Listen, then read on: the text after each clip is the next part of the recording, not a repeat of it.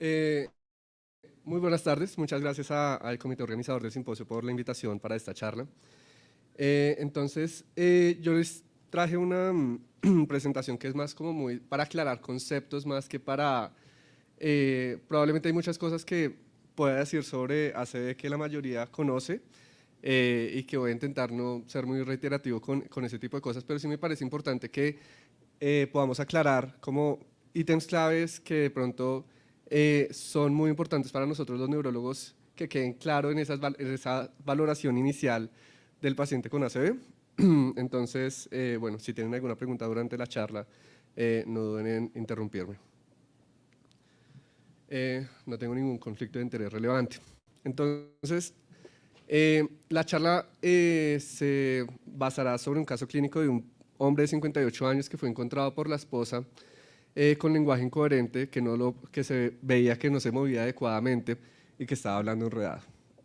Entonces, pues lo primero es, ¿será que este paciente es un código ACV? Los códigos ACV uno esperaría que existieran en todos los centros donde se dan pacientes en urgencias. Un código ACV es un protocolo que es supremamente importante para poder organizar al grupo de personas y al grupo de gente que va a atender o que va a participar en la atención de un paciente con un posible ataque cerebrovascular. Es muy importante entender que el código ACV no significa que el paciente tenga un ACV, ¿no? No significa que ya confirme ese diagnóstico, sino solamente significa que es un paciente que tiene una sospecha de un síndrome neurovascular y que por ende tengo que actuar organizadamente, que todo el equipo que va a actuar esté enterado para que todos los actos y eventos que van a venir a continuación en el cuidado de ese paciente sean lo más rápidamente y más ordenadamente posibles.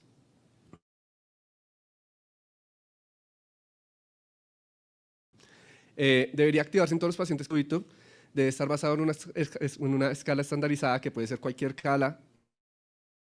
escala que nosotros escojamos, pero una. Debe optimizar la sensibilidad y especificidad, que eso va a variar dependiendo del centro. Hay centros que de pronto les interesa ser más sensibles que otros o más específicos que otros.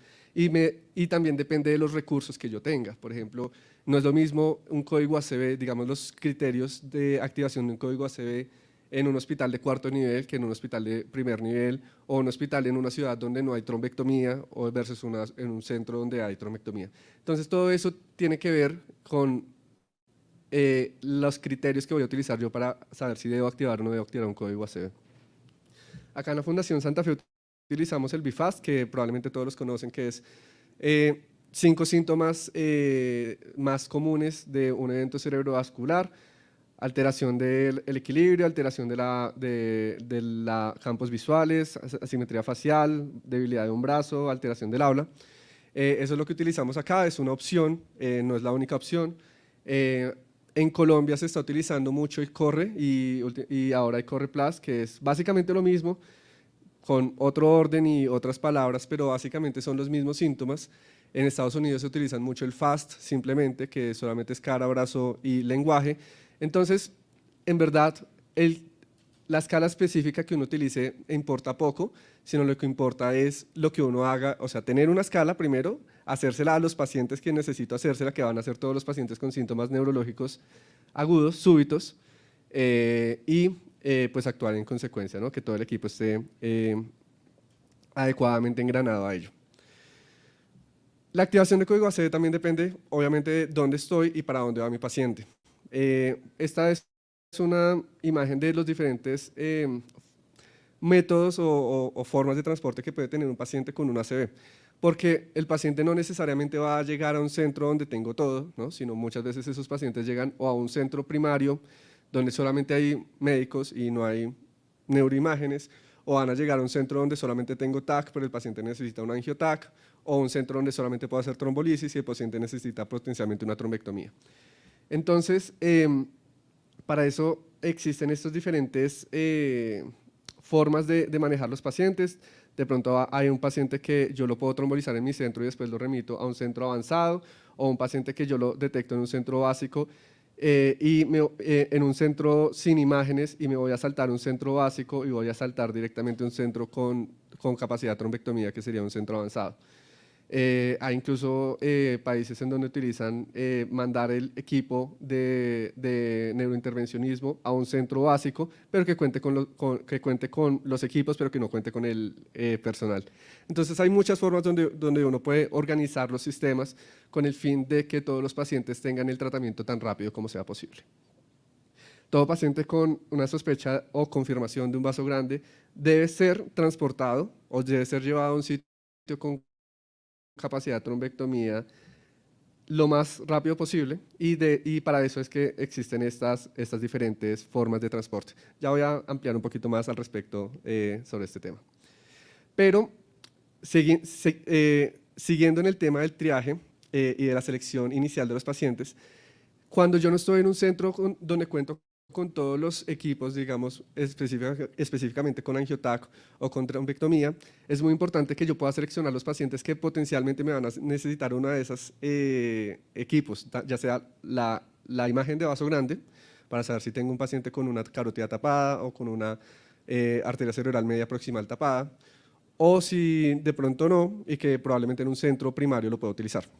Entonces, sobre eso existen diferentes escalas que me ayudan a saber si mi paciente potencialmente va a necesitar ser llevado a un sitio de mayor complejidad.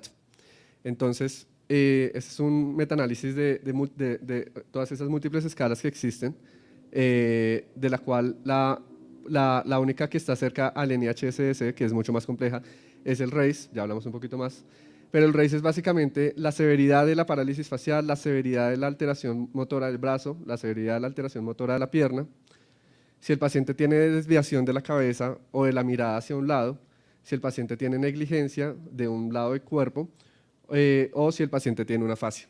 Y entonces, si cuenta con más de 5 puntos, ese es un paciente que potencialmente va a tener un vaso grande tapado, potencialmente necesito hacer una trombectomía, y en el caso de que yo esté en un centro que no tengo angiotac o que no tengo trombectomía, que no tengo el equipo de neurointervencionismo, si yo veo a ese paciente que tiene un puntaje de RACE mayor de 5, inmediatamente tengo que estar pensando, mi hospital no es suficiente para tratar a este paciente, puedo hacerle unas cosas, que ya vamos a hablarlo, pero tengo que estar pensando, este paciente necesita un sitio de mayor complejidad para poder ofrecer el tratamiento que más lo va a beneficiar. Entonces, el paciente llegó, se le activó el código ACV, que pues era lo que había que hacer. Es un paciente estuporoso, hemiparético derecho, no produce lenguaje ni obedece órdenes, tiene un facial central derecho, tiene un Glasgow de 12, una tensión arterial de 195/100 y una saturación de 90. Entonces, ¿cómo vamos a abordar a este paciente, ¿no? Que somos el médico que lo está atendiendo ahí en reanimación? Bueno, lo primero, estos son puntos que son supremamente importantes, pero que a veces cuando uno tiene mucha experiencia en manejar pacientes con ACV puede fallar, y es que esa valoración inicial tiene que ser sumamente focalizada y rápida. Yo necesito, en los primeros minutos de la atención del paciente, averiguar los tiempos relevantes. Sobre los tiempos relevantes, entonces, van a haber unos tiempos que son, por ejemplo, cuando el ACV es de inicio conocido, que es una cosa, que es, por ejemplo, cuando yo estaba almorzando con mi papá y de la nada empezó a hablar raro y se le cayó el brazo y ya no me hablaba. Eso es un inicio, digamos, de un ACV presenciado con un inicio de síntomas conocidos. Ese es el mejor escenario porque tenemos mucha claridad sobre cuándo empezó el ACV.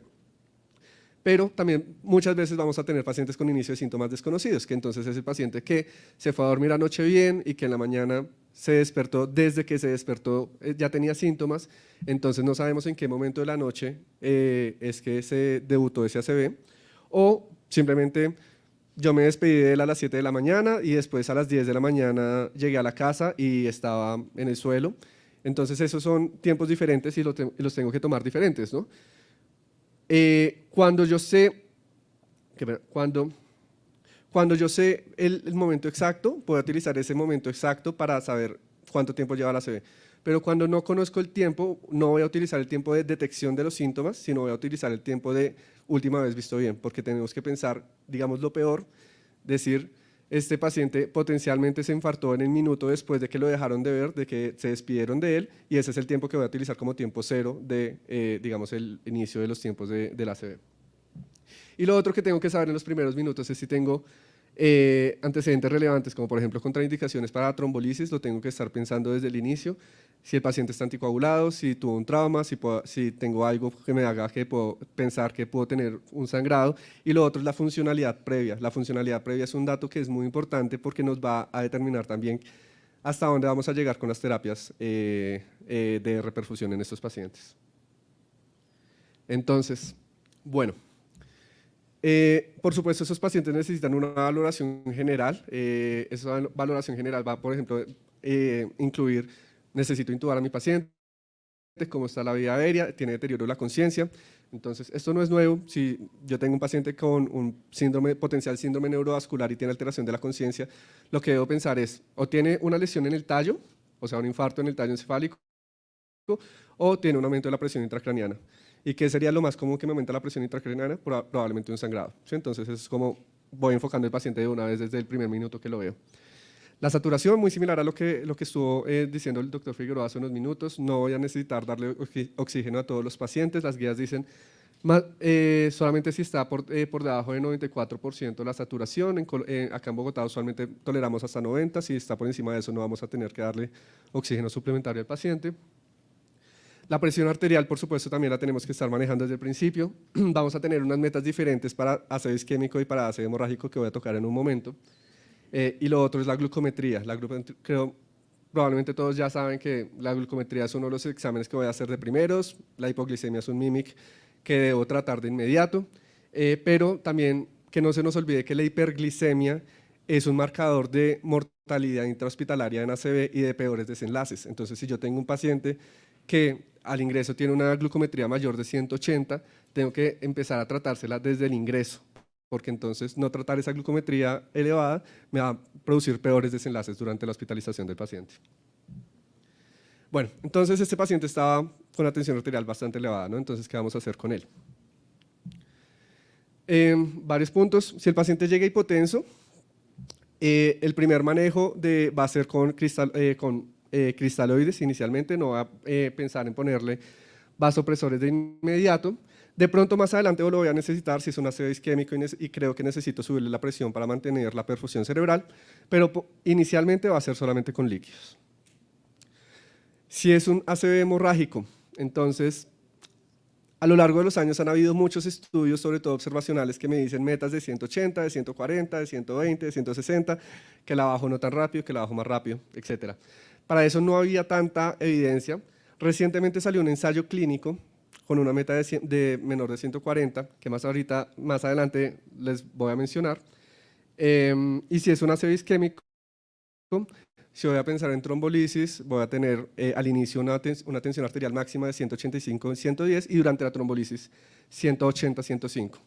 Pero si es un ACV isquémico y no lo voy a trombolizar, entonces la meta es más alta, es de 210-110. ¿Listo? Por debajo de eso, no necesariamente le voy a poner algún manejo para controlar la presión arterial. Y si lo necesito, digamos los medicamentos recientes, el abetalol, nicardipino, nitroprusidato, que es lo que usualmente tenemos a la mano. Bueno, entonces, segundo ítem de la valoración inicial, o tercer ítem de la valoración inicial, va a ser calcular la severidad. Probablemente todos han escuchado del NIHSS. El NIHSS es la escala más utilizada a nivel mundial para calcular la severidad de los síntomas de una ACV. El NIHSS no les voy a dar una charla de eso porque pues cogeríamos el resto del tiempo que tenemos, pero unos tips importantes. Estima severidad, pero no mide discapacidad, por un lado. Recuerden que un NIHSS de 1 o incluso de 0 puede ser sumamente discapacitante dependiendo del síntoma que sea. Entonces uno no se fija solo en el NIHSS para decir si esto es discapacitante o no. Subestima la circulación posterior, entonces infartos de circulación posterior pueden ser supremamente sintomáticos, pero no cuentan en el NIHSS, entonces van a tener un NIH de 2, 3, 4 y están supremamente sintomáticos. Siempre puntuar lo que uno ve, uno puntúa los déficits previos, uno no puntúa lo que uno cree que el paciente puede hacer, sino lo que hace. La primera respuesta siempre uno no se va a devolver a los puntos anteriores, excepto para el lenguaje uno sí mide la mejor respuesta posible y no entrena al paciente, o sea, no le va a decir, mire, es que tiene que hacer esto así, lo repite, yo no sé qué, no, tiene que ser un examen muy enfocado, lo mejor que haga la primera vez, listo. Bueno, entonces el paciente tiene un NHSS de 16, se le puso 10 miligramos de labetalol, con eso mejoró la tensión arterial y tiene una glucometría de 110. Entonces el siguiente punto va a ser qué neuroimagen le vamos a hacer a este paciente. Entonces, probablemente todos saben, pero es importante recordar que la utilidad del TAC, primero que todo el TAC es la imagen de elección en el 99% de los casos, por varias razones, por su accesibilidad, porque es lo que hay en el 99% de los hospitales, y porque la gran mayoría de los casos solamente con el TAC puedo tener la información necesaria para tratar a los pacientes. Entonces, ¿qué es lo que estoy buscando en el TAC? Simplemente me va a descartar que tenga el paciente un sangrado y ya.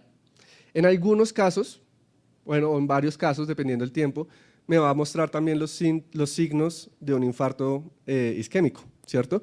Sin embargo, es importante que esos signos de infarto isquémico no es lo que estoy buscando, no es lo que me interesa de primera mano, y que lo más importante es, no tiene sangrado.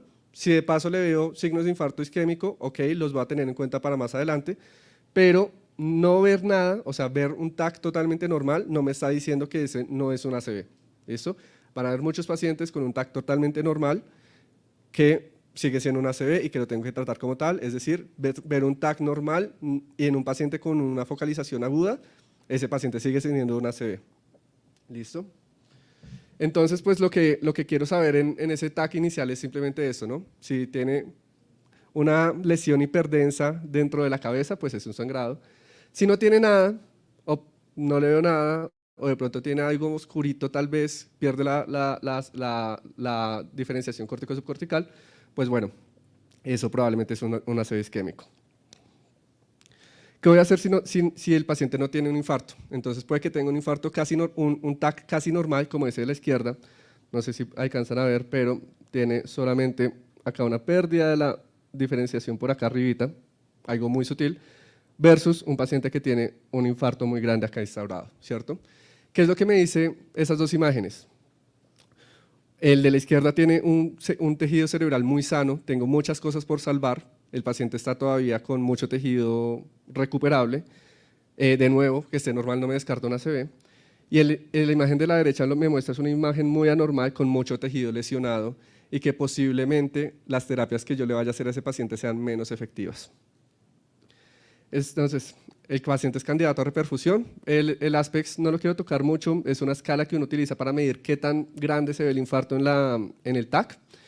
Las guías dicen que por debajo de un por debajo de un ASPEX de 6 probablemente el riesgo de sangrado empieza a aumentar y uno tiene que tener más cuidado con tratar de reperfundir a esos pacientes.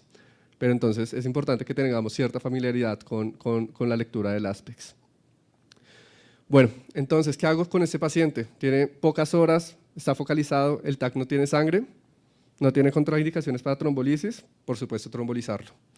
El NHSS es relevante hasta cierto punto. Yo siempre he pensado que un NHSS de 1 o incluso de 0 puede ser muy discapacitante y uno no debería pensar que porque el NHSS es bajo uno no debería tratar a los pacientes.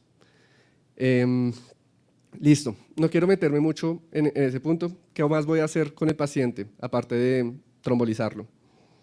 Probablemente lo voy a tener que hacer a este paciente un angiotac, ¿cierto? Bueno, ya voy para el angiotac. Recuerden que la trombolisis es una terapia que es totalmente tiempo dependiente.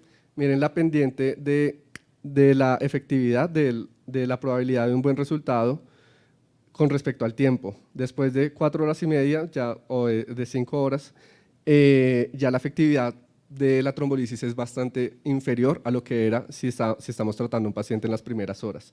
Cada 10 minutos de retraso son 8 semanas de vida saludable para el paciente perdidas.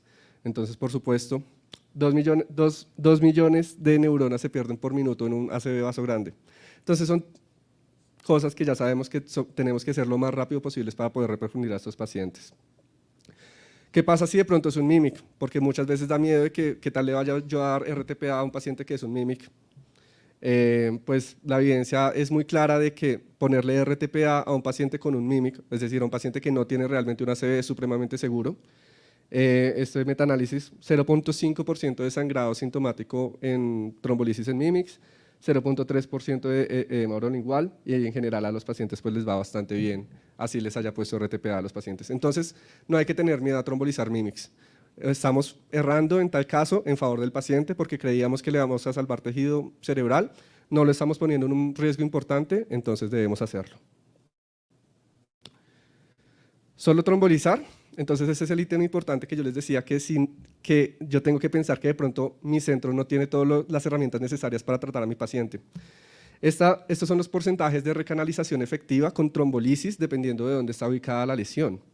Miren que la trombolisis sola en una carótida interna me la destapa el 11%, en una cerebral media proximal el 22%, en una M2 37% y en una M3 43%. Esa es la recanalización solamente con trombolisis. Entonces, si yo tengo un paciente que tiene una oclusión proximal, de acá de la M1 o la carótida interna, trombolizar a mi paciente, probablemente, a pesar de que es un tratamiento supremamente efectivo y lo tenemos que dar, es muy posible que se quede corto si es una oclusión de un vaso grande. Entonces, este es un metaanálisis, uno de los estudios más importantes en neurología vascular, que esto es reciente, esto es de 2015, que demostró la efectividad de la trombectomía para oclusión de vaso grande en ACV. Y miren esa gran diferencia en los desenlaces de discapacidad.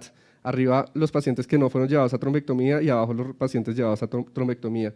Y hay una grandísima diferencia en los puntajes de discapacidad a 3 meses. Entonces es una terapia que es supremamente eficaz y además es bastante segura. Miren, el número de pacientes que voy a beneficiar, de 100 pacientes, el número de pacientes que voy a beneficiar con una trombectomía versus el número de pacientes que tendrían un peor desenlace con la trombectomía. Entonces, supremamente beneficiosa la trombectomía en los pacientes con ACV de vaso grande. Estas son las tablas de ese mismo estudio, solamente para mostrar que las tasas de sangrado son bajas, son incluso un poco similares a las de trombolisis, 4%. La mortalidad en ambos grupos es muy alta, eso sí, 18 y 15%, porque no deja de ser una enfermedad supremamente grave. Pero hacerle una trombectomía le mejora los chances de mejorar de una menor discapacidad a los pacientes de forma abrumadora. Y bueno, esto es un tema que también es más reciente y es de que, por supuesto, el tiempo es cerebro, ¿no?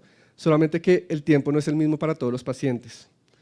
En general, vamos siempre a decir menos de 4 horas, el tejido es salvable, tenemos que hacer cosas por ese cerebro y solamente le tengo que hacer un TAC al paciente para seleccionarlo para una trombolisis. Sin embargo, hay pacientes que, por las colaterales que tienen, el infarto crece más lento y entonces más allá de 4 horas y media van a tener todavía tejido viable y todavía se van a beneficiar de terapias. Entonces, pacientes con muy buenas colaterales, incluso más allá de esa hora, debería yo estar pensando qué tal que este paciente todavía tenga tejido sano. En la actualidad, esto es para mostrar ese tipo de progresión de los pacientes. Un paciente con un infarto de este tamaño, a las 5 horas, a las 13 horas, al día, a los 2 días, no crece, pero miren el tamaño de la penumbra de este paciente, es decir, del tejido a riesgo, es mucho más grande. Y el infarto va creciendo lentamente, pero es un paciente que tiene unas colaterales muy buenas, que aunque se está infartando lentamente y que es un paciente que incluso a estos 2 días de evolución todavía tiene tejido salvable. Entonces, miren, precisamente esta gráfica muestra lo mismo. Hay pacientes que el tamaño del infarto evoluciona muy lento, hay pacientes que el tamaño del infarto evoluciona muy rápido. Y entonces, saber diferenciar si mi paciente es de un grupo o del otro me va a ayudar a decir, este paciente todavía se beneficia de que yo lo trate. Entonces, hay estudios, ya metaanálisis, que muestran que la trombolisis en estos pacientes que yo demostré que progresan más lento, es beneficiosa y yo puedo trombolizar pacientes hasta 9 horas utilizando imágenes avanzadas que me dicen que el paciente todavía tiene tejido viable más allá de esas 4 horas y media que inicialmente pensábamos que era como el límite para tratar al paciente. Y para trombectomía más allá de 6 horas también hay estudios. Este es otro metaanálisis de trombectomías de 6 a 24 horas y miren de nuevo ese gran beneficio de la trombectomía en los pacientes que fueron tratados versus los que no fueron tratados, una gran disminución de la discapacidad cuando trato a esos pacientes. Tanto en discapacidad, en discapacidad es lo que yo más los voy a, es la discapacidad a 90 días del grupo tratamiento, es con resultados de ranking hasta 0, 1 y 2, que son resultados que nosotros consideramos favorables porque el paciente sigue siendo independiente. Son proporciones mucho más amplias en pacientes tratados cuando se encuentra que esos pacientes todavía tienen tejido viable más allá de 6 horas.